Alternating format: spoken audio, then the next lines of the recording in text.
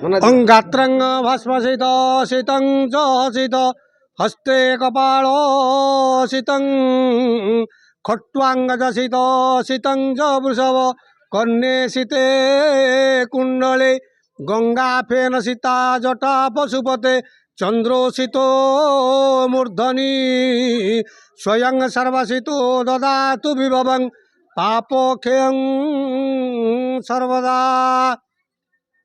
मो ना शक्तिपद नंद। ये अनुष्ठान कुईचंदार दीर्घ 7 वर्ष ए वर्ष को मिसई अनुष्ठित होची यज्ञकर्म। मते इटिकार प्रधान आचार्य भाव में विस्थापित करचंदी। ये अनुष्ठान को यज्ञ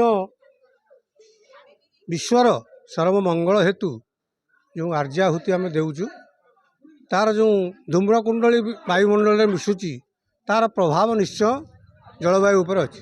तेणु से हिसाब से पूर्व काल में मुनि ऋषि मैंने यज्ञकर्म अनुष्ठित करते एवं तार प्रभाव जदिओ कलिजुगर से ना तथापि तार किसी उपादेय आम उपलब्धि करुचे। प्रभुंको से आहुति दे तांकर कृपा भिक्षा लाभ करुचे एवं समस्त पुईचंदार अंतेवासी एवं जो माने बाहर भी किसी दान धर्म करुचंती अनुष्ठान को तांकर उत्तरोत्तर कल्याण कामना करी मु प्रभु पारे प्रार्थना करुँची समस्त मंगल हेउ समस्ते पृथ्वीवासी सुखर कालितपात करंतु सर्वे बोलांद गवार हरि जगन्नाथ प्रभु श्री शंकरेश्वर इष्टदेवी माँ गुताम चंडी एवं प्रभु श्री पतित पवनंकर ये 7म वर्ष सांवत्सरिक जो यज्ञ ये पुईचंदा ग्राम अनुष्ठित होची। मो पूर्वर कही आम ये छोटिया गाँव में 2टी यज्ञ गोटे मसर अनुष्ठित हुए। गोटे सिद्ध महावीर ये गत 6 तारिख में पूर्णाहुति सरी पुणी अग्नि उत्सव पूर्णिमा परदिन ठारू अंकुराधिवास परे आज प्रथम अर्घ्य अंकुराधिवास कलश यात्रा गतकाली सरी आज प्रथम अर्घ्य सूर्याग्र वर्तमान चली परे अग्निस्थापन हेबे।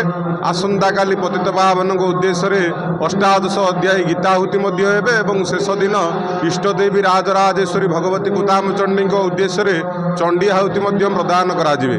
तेणुक ये यज्ञ वास्तव में ये विश्व में शांति प्रतिष्ठा करने तृप्ति प्रतिष्ठा करने मैत्री एवं समग्र भारत वर्ष दिने विश्वगुरुर जो मान्यता पाइब बोली आम आशा एवं उद्दीपना रखीचे जार प्रयास रे ये यज्ञादि कार्य चली वेदज्ञ विप्र माने आसीचंती। तेणुक जहा हो काले बसंतु पर्याना पृथ्वी शस्यशालिनी देशयो क्षवरहित ब्राह्मण आसंतु निर्भया।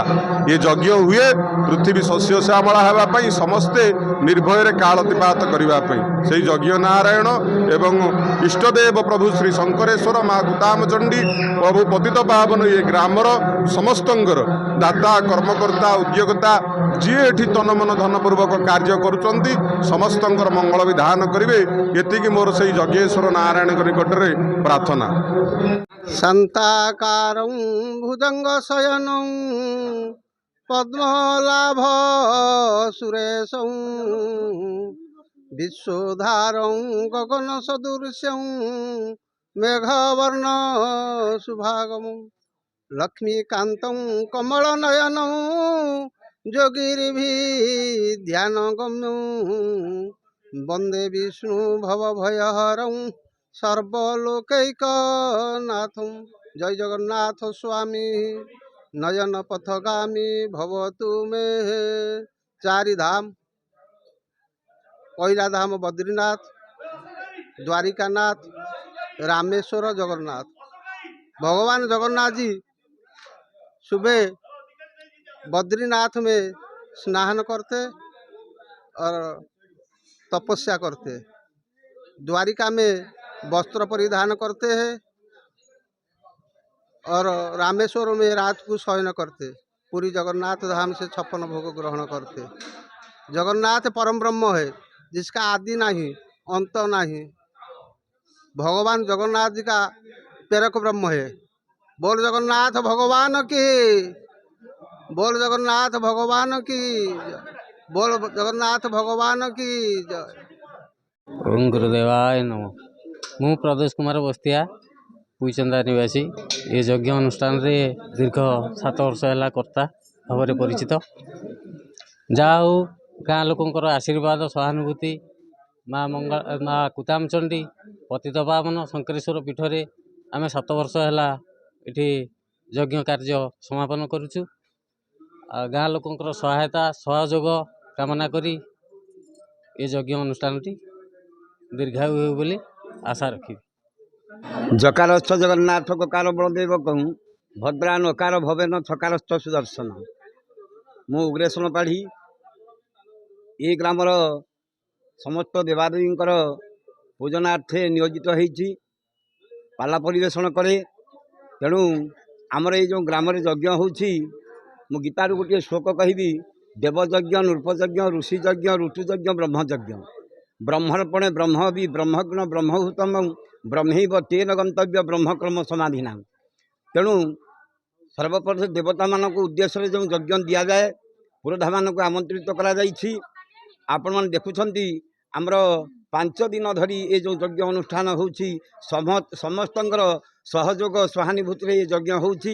ଏକା ଜଣେ ଯଜ୍ଞ କରିପାରେନି। ସବୁଆଡ଼ୁ ଯେହେତୁ ଦୃଢ଼ତା ରହିଛି, ସଂକଳ୍ପ ରହିଛି, ସେମାନେ ଯିଏ ଦୂରଦୂରାନ୍ତରେ ଅଛନ୍ତି ସମସ୍ତେ ସହଯୋଗର ହାତ ବଢ଼େଇଛନ୍ତି। ମୁଁ ଏତିକି କହିବି, ଦେବତାଙ୍କ ଉଦ୍ଦେଶ୍ୟରେ ଯେଉଁ ଯଜ୍ଞ କରାଯାଏ, ଦେବତାମାନେ ପ୍ରୀତ ହେଲେ ପୃଥିବୀ ଶସ୍ୟ ଶ୍ୟାମଳା ହୁଏ। ଦେବଯଜ୍ଞ ନୃପଯଜ୍ଞ ନୃପତିମାନେ କରନ୍ତି ଯଜ୍ଞ କାହିଁକି? ତାଙ୍କ ରାଜ ସୁରକ୍ଷା କରିବା ପାଇଁ। ଦେବଯଜ୍ଞ ନୃପଯଜ୍ଞ ଋଷିଯଜ୍ଞ ଋଷିମାନେ ଦଣ୍ଡକାରଣରେ ଯଜ୍ଞ କରୁଥିଲେ ଅସୁର ପ୍ରାଦୁର୍ଭାବରୁ ରକ୍ଷା ପାଇବା ପାଇଁ। ପୃଥିବୀ ଶସ୍ୟ ଶ୍ୟାମଳା ହେବ। ତେଣୁ ଆଜି ପୃଥିବୀ ରହିଲେ ଆମେ ରହିବା, ଇଏ ବଞ୍ଚିବ, ଦେଶ ବଞ୍ଚିବ, ଇନ୍ଦ୍ର ବର୍ଷା କରିବ। ଖାଲି ସେତିକି ନୁହେଁ, ଋତୁଯଜ୍ଞ ନାରୀମାନଙ୍କର ଗୋଟେ ଋତୁଯଜ୍ଞ ହୁଏ। ଋତୁସ୍ରାବ କରନ୍ତି, 7 ଦିନରେ ଆହୁତି କରାଯାଏ। ତା ବି ସେ ପୁରାଣ କଥିତ ଅଛି। ପରିଶେଷରେ ବ୍ରହ୍ମଯଜ୍ଞ। ଏ ଯେଉଁ ବ୍ରହ୍ମଯଜ୍ଞ ହେବ ଆମର ପୂର୍ଣ୍ଣାହୁତି ଦିନ, ଏ ଆଖପାଖ ଅଞ୍ଚଳରୁ ବହୁ ଲୋକ ସମାଗମ ହେବେ, ସମସ୍ତେ ପ୍ରସାଦ ସେବନ କରିବେ। এই যজ্ঞ মণ্ডপ পাখে উপস্থিত হয়ে যজ্ঞ পুরুষ নারায়ণକୁ মনোবাঞ্ছিত ফল প্রদান করা সমস্তে একত্রিত রহি সেই যজ্ঞর যে চরু বাহারিব তাকে খাই সমস্তে আনন্দিত হবে। আউ বহু প্রচলিত এ যজ্ঞর এ যে পতিত পাবন শঙ্করেশ্বর মা কুতামচণ্ডী অনেক আঁকর ভারি মহিমা। যে কৌশি পিলাপিলি হোনি সে এ যজ্ঞ চরু খাইলে সে পুত্রবতী হচ্ছেন, এ ধনবতী হচ্ছেন। যিয়ে যা মনাস করুছি কেই শূন্য হতে যাওনা। তেণুক ইয়ে কুণ্ডিনগর বলে আখ্যা করা যাইছি, পুরাণ প্রসিদ্ধ। এটি রথযাত্রা হুয়ে, খালি রথযাত্রা হুয়েনি, এ গাঁরে বহু অনুষ্ঠান অছি। তেণুক এ গাঁরে যে বাধা বিঘ্ন হোলা মু সুদৃঢ় সহকারে কহিবি, এ যে যজ্ঞ অনুষ্ঠান যে পর্যন্ত চালি রহিছি বা চালুছি, যে সুহা শ্রদ্ধা গগন পবন পুলকিত হচ্ছে যে মন্ত্রধ্বনিরে, গগন পবন পুলকিত হওয়ার সঙ্গে সঙ্গে ত্রিতাপ বাধুনি, পাপ প্রবেশ করুনি। গাঁ শান্তি শৃঙ্খলা ভাবে চালিছি। যাହାର মন যে ভাবে থাউ, কিন্তু সমস্তে গোটিয়ে কার্যরে একত্রিত হয়ে যাচ্ছেন। এক ভাই, কৌশি ভাইচারার সম্পর্ক ভিন্ন হয়নি কি হবনি। ମୁଁ ଏତିକି କହି ମୋ ବାଣୀକି ବିରତି କରୁଛି। ଜୟ ଜଗନ୍ନାଥ, ଜୟ ପତିତ ପାବନ, ଜୟ ଆଦ୍ୟାଶକ୍ତି ପରମା ବୈଷ୍ଣବୀ ମା କୁତାମଚଣ୍ଡୀ।